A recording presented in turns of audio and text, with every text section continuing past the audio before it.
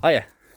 This video is going to be the first episode in a new series I'm calling Walk and Talk Wednesdays, where I walk along and talk for a few minutes to you guys about a topic in the TCG right now.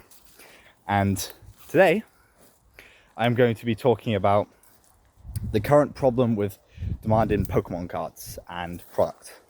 So right now we're seeing a huge markup in any new product that's been released, and especially old product.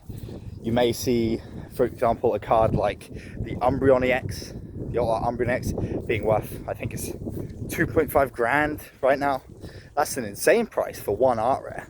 Not even a collection or a set or a joint artwork, just one singular card. Now, this was, Prismatic Evolutions is a very demanded set, and obviously it is the chase pull of that set, but this still is a great example of the super high demand for the game right now. We have a huge markup on all products. So stores are having to hold product maybe for later, as anything bought and released gets sold out instantly. You at your local game store, when you go to play locals, you might find that they have older packs, with Pitchback coming out recently. Some locals will still be giving out stuff like Perfect Order, as that is a less desired set. Not to mention stuff like Phantasmal Flames or Prismatic Evolutions, as I just mentioned. But yeah, and I'm here to kind of just talk about why this is happening and what you can do about it. So oftentimes what you'll see with stuff like in America, where people are literally fighting each other to be the first one to get the Pokemon product and buy it. And they do this, well, this is quite an extreme example really, but they do this because of the huge markup on product. One ETB of the new set you could possibly resell for a profit margin of £100, or what, like $120. That's a really good instant profit, because and people are willing to pay this amount of money, this increase. So it's really interesting to see. And what can you do about this?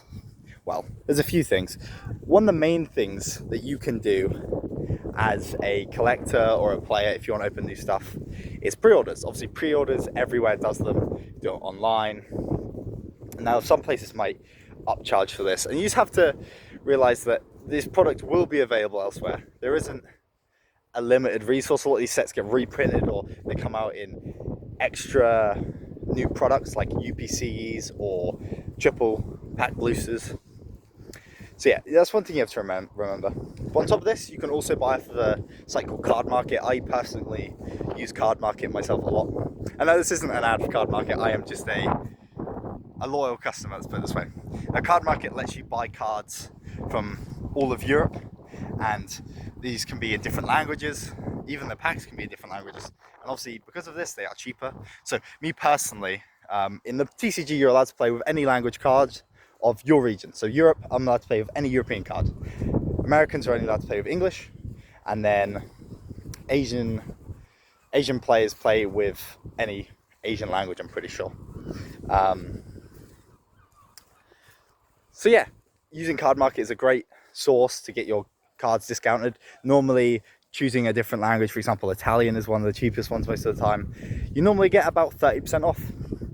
And that means you're able to save money, especially if you bulk buy from the same seller. That's one of the best ways.